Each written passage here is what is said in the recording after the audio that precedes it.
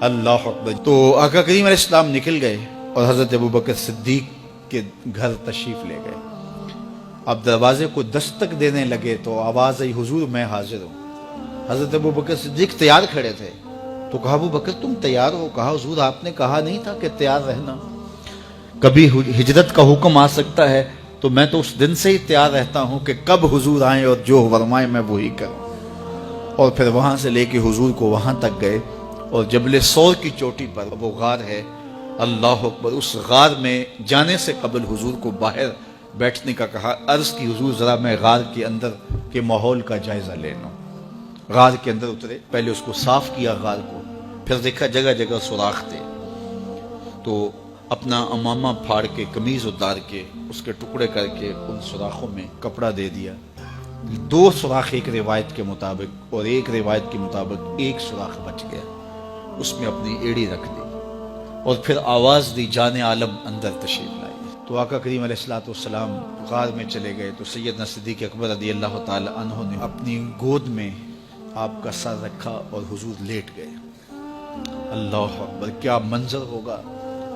صدیق اکبر نے حضور کو دیکھا اور جی بھر کے دیکھا اور ایسا دیکھا کہ کوئی اور شریک بھی نہیں تھا۔ یہ واقعہ حضرت سیدنا عمر سے روایت ہے، کتب صحاح میں ہے، اور حضرت عمر رضی اللہ تعالی عنہ یہ بات بیان کرتے ہوئے رو پڑے اور آپ کہا کرتے تھے کہ ابو بکر یہ غار والی نیکی مجھے دے دیں اور میری ساری زندگی کی نیکیاں لے لیں۔ اللہ اکبر۔ تو حضور علیہ السلام حضرت ابو بکر صدیق کی آغوش میں ہیں۔ اب ہوا کیا کہ سانپ نے جب ہر راستہ مسدود پایا تو خیر وہ اس راستے پہ پہنچا جہاں انسانی گوشت نظر آیا، تو سانپ نے پھر ڈنگ لگایا۔ سانپ کا ڈنگ اچانک، تو انسان تو کپ کپا کے رہ جاتا ہے، اچانک تو چیونٹی کاٹ جائے تو انسان کپ کپا کے رہ جاتا ہے، چھپکلی گر جائے اچانک تو بندہ اپنے وجود کو جو ہے وہ متوازن نہیں رکھ پاتا۔ تو نیچے سے سانپ اور وہ ڈنگ لگا رہا ہے، لیکن لفظ سنیے، یہ حضرت عمر کی روایت ہے کہ حضرت سیدنا صدیق اکبر نے اپنی ٹانگ کو جنبش نہیں آنے دی، مخافتا ان یتنبہ رسول اللہ، اس ڈر سے کہ کہیں حضور بیدار نہ ہو جائے۔ ساری توجہ ادھر رہی، بے اختیار آنکھوں سے آنسو ڈھلک پڑے، درد کی شدت اتنی تھی اور آنسو گرے تو حضور کے رخسار پہ۔ آقا کریم بیدار ہو گئے۔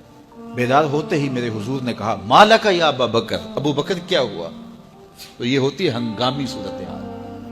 ہنگامی صورتحال میں کسی کو پکاریں یا کسی کو کوئی جواب دیں تو مروجہ آداب کی رعایت کے ساتھ جو لفظ بولے جاتے ہیں وہ ترک کرنے پڑتے ہیں۔ اس مائک میں کرنٹ تھا تو میں قریب ہونے لگا تو آپ نے مجھے متنبہ کرنا تھا، تو میرے ساتھ آپ بہت پیار کرتے ہیں، بہت محبت کرتے ہیں، تو آپ نے اگر مجھے یہ بتانا ہو کہ اس میں کرنٹ ہے اور اگر آپ نے منہ قریب کر لیا تو آپ کو نقصان پہنچ سکتا ہے، تو میرے نام کے ساتھ 20 القاب لیں گے؟ آپ نہیں لیں گے، آپ جلدی جلدی جو ہے وہ مجھے کہیں گے جناب یہاں کرنٹ ہے، تو میں یہیں سے رک جاؤں گا۔